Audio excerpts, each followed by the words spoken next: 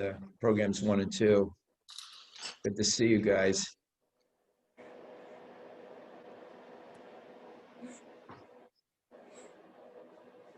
Lee is on. Okay, good. All right. Well, I started the first off, thanks for joining us and making it worthwhile us doing this on a Sunday afternoon.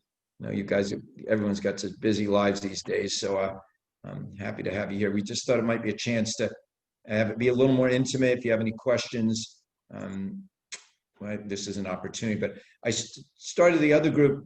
I told 1 and 2 that their specific goal for the entire training program, as far as marching orders goes, is to get their mileage up so they can get to 10 miles.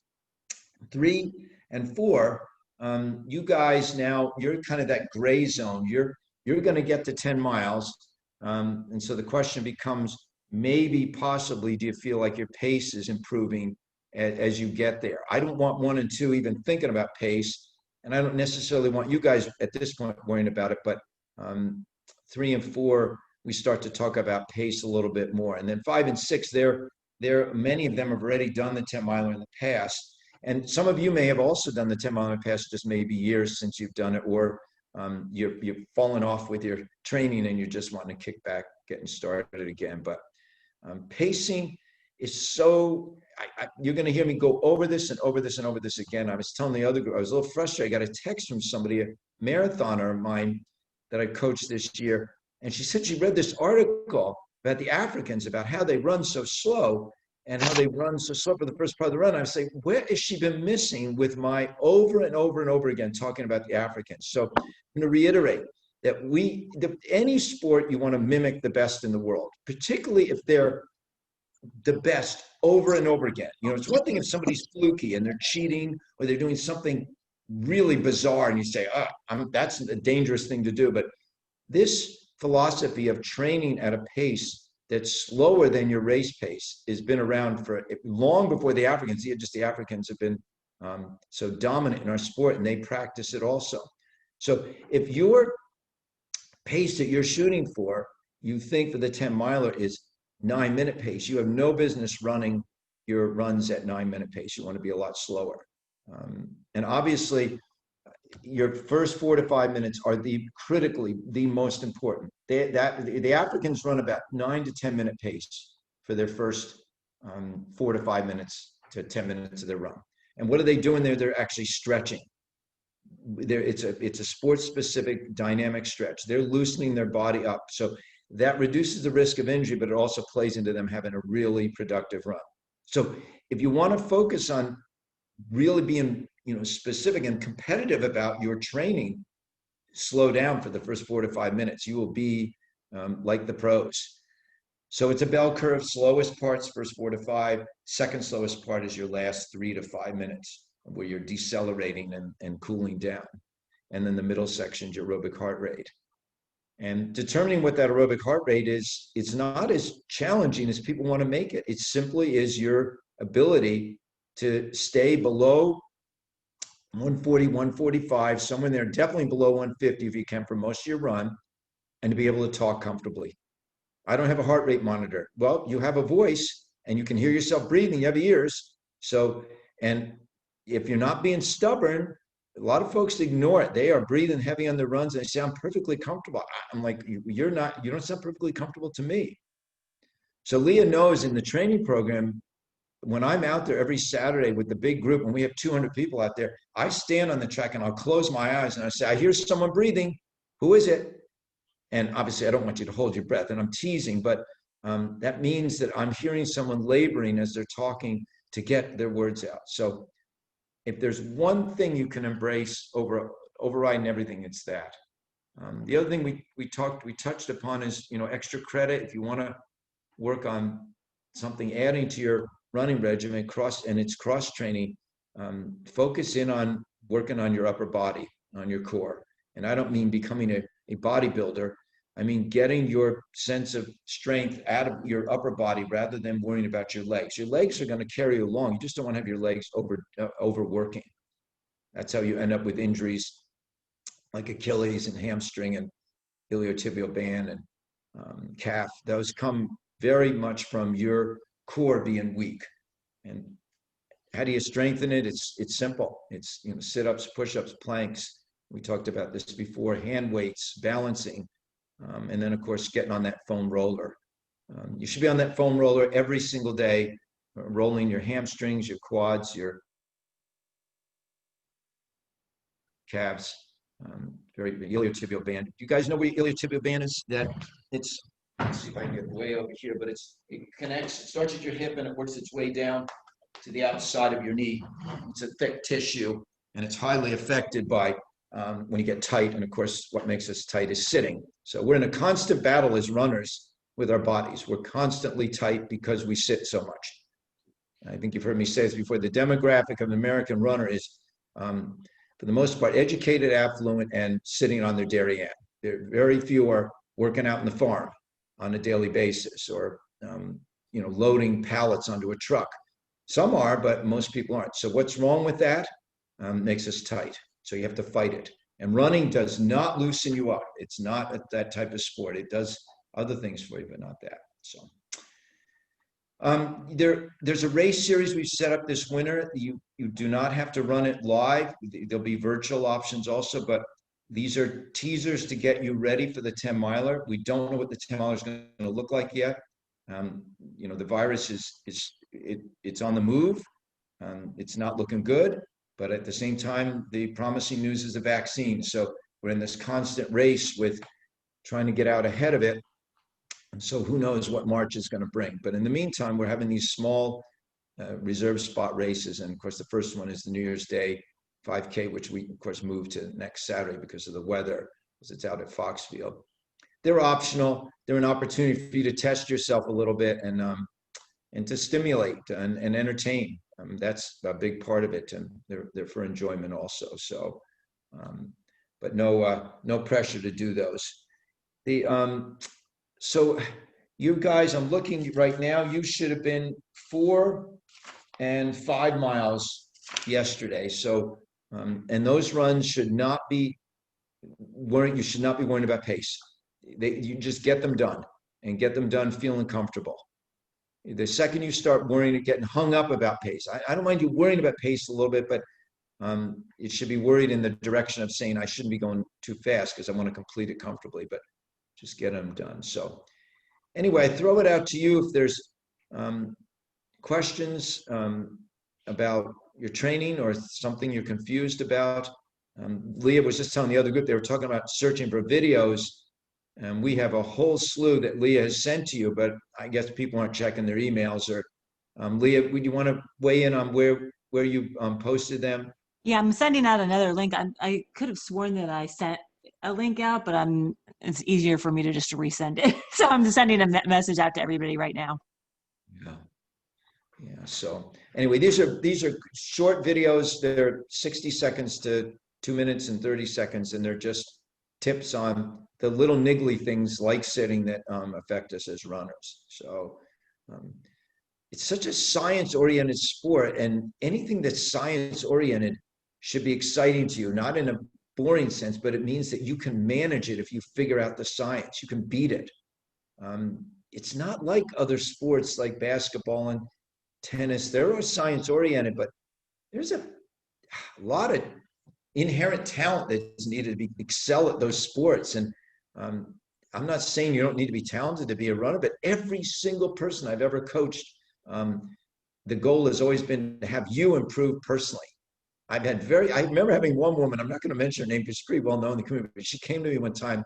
I want you to coach me, Mark, to be the fastest woman in this town. I want to beat every woman in. She was dead serious. I was like, oh my gosh, that's a big task ahead. But she ended up being one of the best in town. She was just so determined. But most people, it's just they want personal improvement. They want to, when it comes to a goal. So anyway, any questions? Any comments? Anything that's been puzzling you along the way? Ronnie, you're on mute. Atta girl. Just like my students. So as somebody who is signed up to run the New Year's Day 5K now on January 9th, That's supposed to be a 5.5 mile day for me. So am I doing a warm up? And I know I'm not supposed to cool down out there. How am I getting 5.5 when I'm doing 3.1 that day? Yeah, very good. And of course, you're not going to be able to warm up much out there. So what we'll do, I'll send you guys something out this week for it'll apply to 3 and 4 because I told 1 and 2 they have no business racing at this point because their long run for 1 just got to 2 and program 2 just got to 3, so they don't have any business racing at this point. But you guys definitely can if you want. So what I may do is I haven't looked at this closely yet, but I'll send out some suggestions, some options for you for this. So one of them might be to just do the long run on Wednesday rather than on Saturday, or the other option. Well, it's a big jump to go from 5 to 6, program 4, and from 4 to 5, but we might do that too. I'll give you a couple of options. It's a good question, Ronnie. Thank you. Yeah, in a normal race setting, yes, you would warm up for a mile, run the race, cool down for a mile, but because of the COVID restrictions, we can't have too many people on the property out there. So this notion of warming up and cooling down is kind of mute. Other questions? I have a question about running with a mask on. The masks that I have are really horrible. I can't breathe in them. So my first question is, do you have masks at the store now that we can buy, or that is more breather friendly? Yeah, the or do you masks. have any other suggestions? Yeah, we really hunted around for an exercise-oriented mask. You know, it's a bit of an oxymoron because if the mask is too good for exercise, it's pretty bad for keeping the virus out. So, but yes, the mask we've settled on that we love that I exercise in, it gets gummy inside, but I can definitely breathe. Okay. And I personally think all this mask wearing is going to make us fitter people in general. But yes, Loda, you don't buy one because even though I'd love for you to buy something from the shop, I would prefer you wait because we have them coming. That's what you're getting. We got a really high quality mask for all of you for being in the training program. And I can't remember what Audrey told me. Audrey was going to check on Monday, my daughter, to see where they're at. But I have to come in and get new shoes anyway, so I may just get one so I have 2 to trade off with or something. Because the problem for me is that I'm running in town, and most of the time I could just cross the street so I don't have to meet people. I do run by myself, so it's not really, I don't have to wear it all the time, but I like to run, for example, on the Meadow Creek Parkway, the little trail there, and it's just not polite not to have a mask. So I really would like to have one that's easy to at least put on. And Audrey's got these buffs now that she's carrying too, because the buffs were getting bad press, the ones that you pull up like the bank robber. But now she's got some good ones those are the most convenient to pull up and down. That's not the one you guys are getting. The one you're getting, you do strap on, and they're not as easy. I'll just come by this week to check in on the shoes and see what you have. So that's helpful. Thank you. Who would have ever thought, this time last year, I didn't own a mask. That was something I saw on in the television in people in Asia wore the masks in the subways and out in the streets. I said, what a foreign concept. Yeah. So I definitely have gotten used to it. I think Charlottesville is really kind of a hip town in that regard. People tell us all the time that are visiting from other places, they say this seems like a foreign country, Charlottesville, because so many people wear masks. Other questions? Mark, mine is actually an administrative question. Somehow I didn't manage to get the initial email with the links to the training programs and so forth. Is there a way for me to get those? Because I'm sort of flying by the seat of my pants at this point. Yeah, I mean, first of all, it is in the confirmation email that you get from Run Sign Up, but I will send out all the emails one more time. But I have been, but it is in your confirmation email. Yeah, I don't even think I don't think I got that, and it's because it's you might my check work your spam folder just in case, because Run Sign Up. Well, I think the university automatic. I don't know, they must sweep it or something because I don't have anything in my spam. So anyway, and I tried signing back up again, and it said I was already signed up, and so it wouldn't let me do that. And whatever. Yeah. So. I might suggest some people. We do have some issues sometimes with UVA people. You might just want to. I mean, you don't switch have to the email, right? Yeah, use Gmail, but it's frustrating. Sorry about that. Yeah, no, that's okay. Anybody have any goal questions? I was telling the group earlier that one of the most frustrating types of runners to be is someone who's done this in the past and done well. And then 10 years have gone by, 5 years have gone by, 20 years have gone by, and you're immediately getting frustrated because you're thinking, gee, I ran 8-minute pace for the 10 miler back in 2006, and what's wrong with me? So any questions in that regard, or any challenges you're finding? Because again, if you finding a realistic goal, I love for people to have goals. You know, it's a cliche term, and it's a lot of times people get intimidated by the phrase goal, but you know, having a goal, whether it's as simple to get to the finish line or whether it's a pace of some sort, or a lot of times people say, I'd like to finish in the top half of the race. I'd like to finish in the top half of my age group. Those are all neat goals, but they have to be realistic. Otherwise, you're setting yourself up for failure. Anybody Mark, have I got a anything? question? Chat. Go ahead. My The question long is, run, I understand, is at a very slow pace at your breathing and talking pace. Are all the other runs supposed to be that as well, or there's Yes. one or two of them Yep. that you would Yep, expect? all of them, all of them. Okay. So that's what I'm saying, programs 3 and 4, we start to get a little grayer. And if you'd like to pick one day a week, it's usually Wednesday that I would recommend, that you want to pick up the pace, and maybe even try some fartlek. I don't know if you guys know what that phrase means, but it's a Scandinavian phrase that essentially is translated as speed play.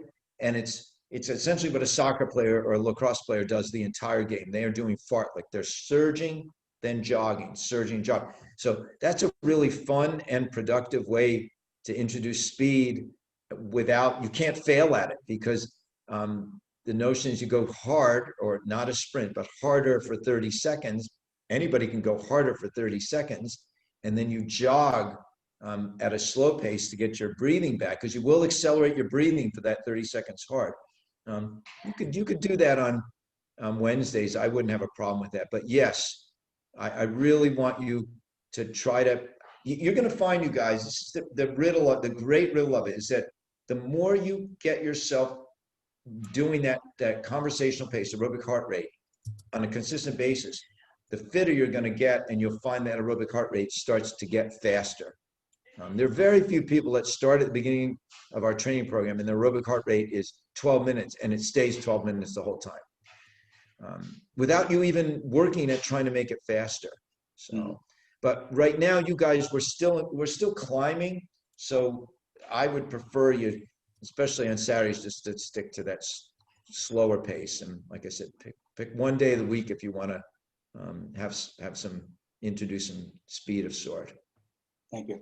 And you would do that fartlek you would do, by the way. So let's see, I'm looking at Wednesday right now is 3 miles, 3.5 for 4. So you might warm up for a mile, and then for 10 to 12 to 14 minutes, do 30 seconds faster, 30 seconds slow. You don't want to do that the whole run. And then you would cool down for a mile, so that there's your 3 miles. Every run should be a bell curve. Every workout should be a bell curve. You warm up, then whatever is in the middle, whether it's aerobic heart rate or workout, and then cool down. Other questions? yeah, so Mark, Good.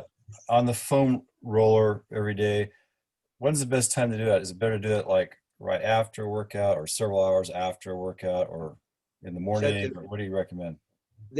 For me personally, as a coach, 40 years of doing this, the foam roller is one of the single greatest inventions, because it's almost impossible to do it at a wrong time. And it's almost impossible to get hurt. Of course, it is possible. You can overdo it, but you don't have to spend much time on it. And the beauty, Chad, is you can do it before you run, you can do it after. Whereas I am explicit in the static stretching should never be done before a run. And a static stretch, of course, is when you're pushing on something, or you're pulling on your body, or you're down on the ground and you're grabbing your toes and pulling on them. My gosh, that is the worst thing you could be doing before exercise, because you're coming out of either sleeping or sitting. I come out of a sleeping mode for my exercise, because I do it in the morning before work. Bad. That's dangerous. But a foam roller, you could hop out of bed onto the foam roller on the floor there, and you'd be safe. So, and you don't have to do it for very long. And the main areas you want to work on are your hamstring, your calf, your quads, and then your iliotibial band. And like I said earlier, the iliotibial band is from your hip, runs down the outside of your leg down to your knee. If you want, stop by sometime, we'll demonstrate. We can do it out in the parking lot. But we also have, Leah, I think we have don't we have a foam rolling video? I know Yep. that we have one at Ragged Mountain. There's a Yeah. good one at Ragged Mountain Yeah. that Mike Inch did. And I think that's in the list that I just sent out. Yeah. All right. Yeah. We had a yoga instructor work for us for many years, and yeah, he was a wonderful employee. And he was big on the foam roller, so he did a video for us one time. So, other questions? Things that are puzzling you that, or maybe determining what a goal should be? I mean, that's always kind of a cool thing to kind of start guessing for 3 and 4 is, you know, if you're going to get up to 10 miles. So program 1 and 2, their goal is to get to 10 miles, and they're going to get there barely before the race. You guys will get there. I'm looking here. Program 4 gets there on the 20th of February, and program 3 is going to be just a few weeks after that, 1 or 2 weeks after that. So you guys could actually say, okay, I'm going to get to the 10. I'm going to run. I ran my 10 miles already. I want to run it a little faster. So, you know, we can talk about that later as we get closer, but not a bad goal to have is to run it faster than you did your long run. Stay away too, you guys, while I'm gabbing out loud here, since no one's asking any questions, to stay away from the gutters when you run in the city.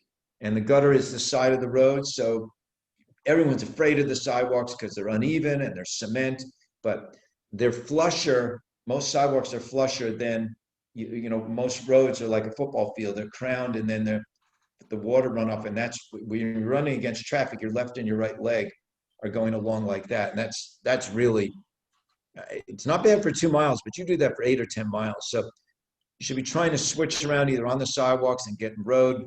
You shouldn't be running with your back to traffic, but in the countryside, that's where we like a lot of country runs where you can actually run in the middle of the road.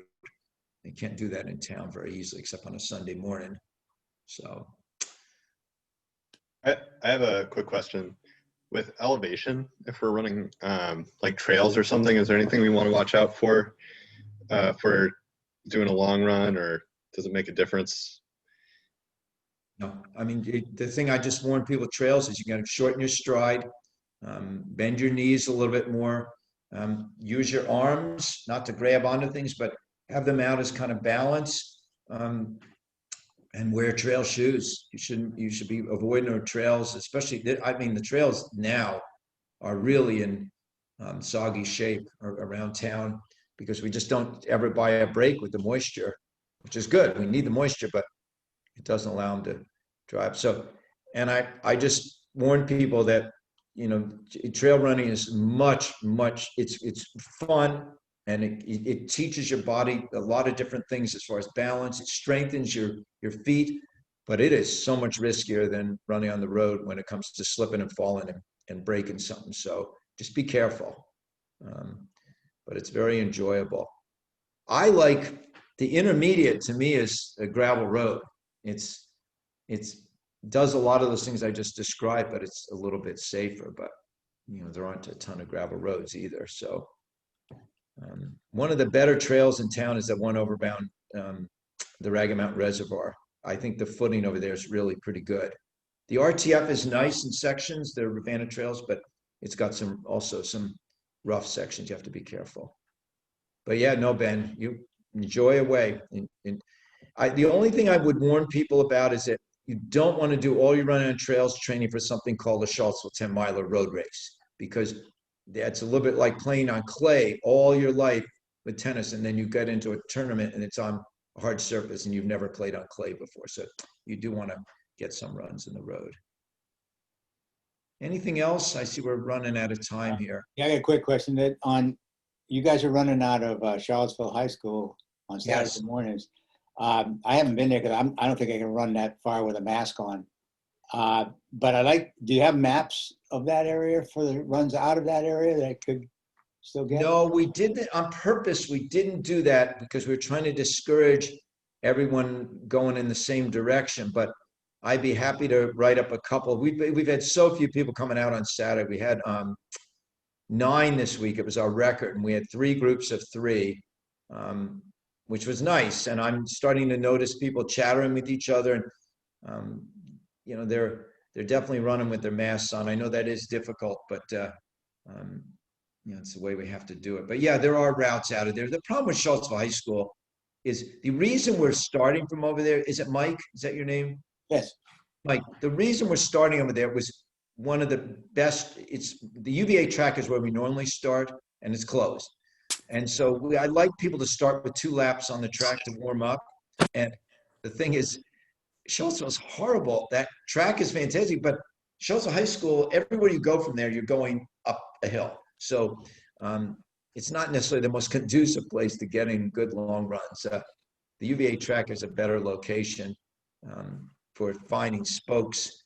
And I bet Kathy Bronchard, Leah, would be willing to share those maps. Yeah, and I've with been, the captains. I have a bunch of maps, but yeah, from that Kathy sent me, you know, from from the UVA track, but also in the link on the programs page, there's I think it was I can't remember who did it. I'm blanking on his name. But he made a PDF of a bunch of maps. Oh, and, yes. And then also, Mark, you remember when you created all those maps from around UVA and downtown? I should send those out too. Yeah. All those maps. That's right. UVA is the best place. Tired of that route. UVA is the best place to start from. I mean, the Charlottesville High School is great, but you gotta, I guess the nicest way out of Charlottesville High School is to go down Melbourne and pick up the John Warner Parkway, and that takes you downtown because there's now a paved path there. So, but yeah, we'll get you. Leah's making a list here of all these requests, which is good. Thank you. Yeah. Anybody else before we move on to the other group? Nothing? You know, this is, I've been enjoying, I was telling my wife this the other day that I get the sense that people are following the program because I've been getting a lot of feedback. I must say Saturday morning has felt a little blow to the ego just because for some weeks we had 2 people show up, and I was ready to cash out on that, just saying, you know, the people have spoken, but 9 people I think is worth at least coming out and getting folks started on Saturday. But I do get the sense that people are following along. That, you know, one of the goals of this is just to give you something to follow, to guide you throughout the winter, maybe hold you a little more accountable. And we will figure out the 10-miler one way or the other, what's going to happen with that. So we've got a race in February that'll be out at Sugar Hollow. It'll be staggered times that you come out, you reserve the time. That's a nice flat course on the road. That's going to be, we're looking at February 6th. It's optional. The programs 4, 3, and 4 will be included in that. And then we'll do the Haven AK out in Free Union. It's the same gig. It'll be reserved times. You will start, Mike, you'll love this because you have to have your mask on until the start, and then you take your mask off. And so those would be good opportunities for you to test yourself a little bit in a 4-mile race and a 5-mile race. And we've been doing these in the fall, and I'm Fauci is here, and I'm like right here, not in intelligence, but as far as I'm right with him. So you take the people that don't believe in the science, wherever I'm over here, and I feel perfectly safe in those environments. I really do. We're outside, people have masks on, and we don't start in a group. Like Bridget was saying, I'd keep the mask on, and if I can't get 6 feet distance, I'll put the mask on downtown, but otherwise I pull it down so I can breathe. I totally am fine with that. The problem is, as the coach of this group with liability, I can't be.